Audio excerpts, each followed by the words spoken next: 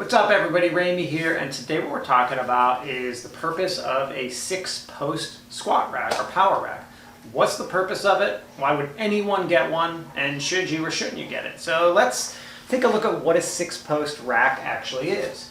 You can see on my rack here I've got 1, 2, 3, and then behind me I also have 3. So 4, 5, 6. What that means is the 6-post rack. So on each side you're going to have 3 posts. So why in the heck would anyone, why do you need that extra row? What does this actually accomplish? Why would you do it? So let's talk about it.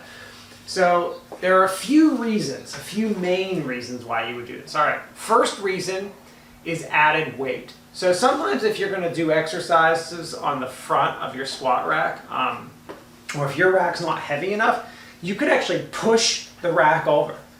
And if you're lifting heavy weight, like doing shrugs or a failed squat or bench press on the front of this rack with safety spotter arms, your rack can actually tip over. And if you search it on YouTube, you're gonna see like videos of racks tipping over on people. This extra row here adds a significant amount of weight that keeps your rack balanced and steady. So that's the first thing. Keeps your rack from tipping over and really just keeps it overall like a lot more stable. Instead of having just two uprights right here, we now have 6. So it's just a lot more stable. It's not going anywhere. If I fail on an exercise in the front, it's not going anywhere. All right, next reason that we want to do it.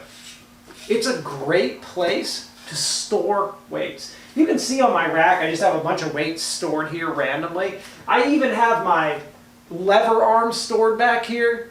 You can see me moving them. That's where I store them. I've got safety spotter arms down here. I even have a lat pull down stored back here on this 3rd row. So what's the point of all that? Why can't I just put that all right here? I could put it all right here.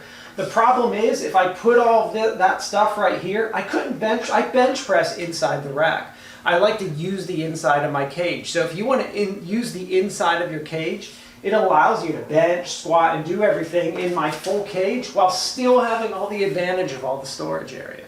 So that's another big reason why you would actually do this, because you want to use the inside of your cage. Another reason, you just want to extend the size of your squat rack. It allows me to extend this out. Why would you extend your squat rack? Don't you want more empty space?